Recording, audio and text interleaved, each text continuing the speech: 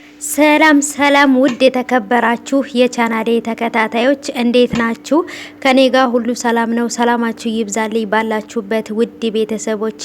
ለቻናሌ አዲስ ከሆናችሁ ቤተሰብ እየሆናችሁ ቤተሰቡኑ ሰብስክራይብ አድርጋችሁ ቤተሰቡኑ እና ውድ ቤተሰቦቼ ለምንድነው ድራማውን ቶቶሎ የማትለቁት? ይለቀቃል ትላላችሁ ግን ደግሞ አይለቀቅም። ለምንድነው በየሁለት ቀን ወይንም በየቀኑ የማይለቀቀው እያላችሁ ነው።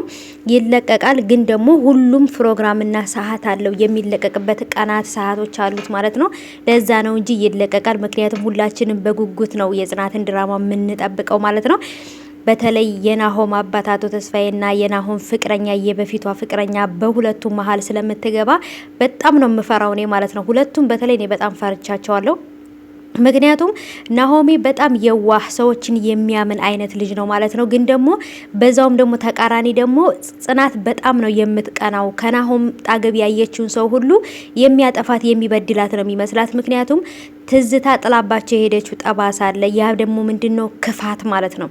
ክፋት በቃ ክፋት እንደ ትዝታ ከሆነ እኔ እንጃ ዓለም ራሱ ትጠፋለች ማለት ነው። እና አሁን ደግሞ ጭራሽ ትዝታን የምታስንቅ ሌላ ደግሞ በጣም ክፉና ጨካኝ የናሆሚ ፍቅረኛ መታለች። በተለይ ምን አይነት ጨካኝ ልጅ እንደሆነች ብታዩ ማለት ነው። የጽናትን አባት ልጅህን ከፍቅረኛ ከናሆም አርቅልኝ ብላ ነበር ያስጠነቀቀችው። በቀጣይ የሚለቀቀው ቪዲዮ ላይ ታያላችሁ ሙሉ ማለት ነው። በጣም የሚገርም ነው።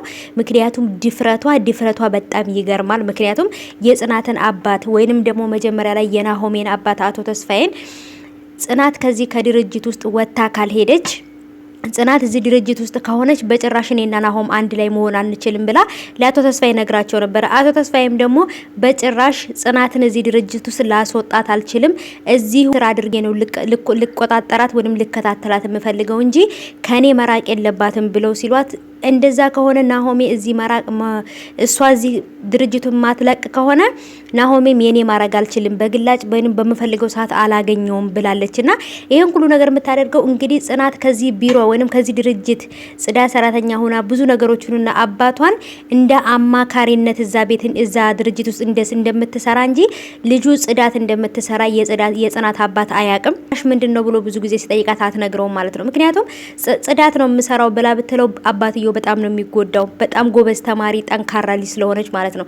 ግን አባቷን ለማኖር አባቷን ደግሞ እንትን ብላ ለማሳከም የቤት ኪራይ ለመክፈል ግዴታ ስራ መስራት ነበረባት እና ስለዚህ የናሆም ፍቅረኛ ይሄንን ስራ እንድታጣ ያደረገቻት ነው ማለት ነው። ይሄ ማለት በጉሮሯቸው፣ በምግባቸው፣ በቤት ኪራይ በሁሉ ነገር ነው የመጣችባትና በጣም ከባድና መጥፎ ልጅ ናት ይቺ ልጅ ማለት ነው።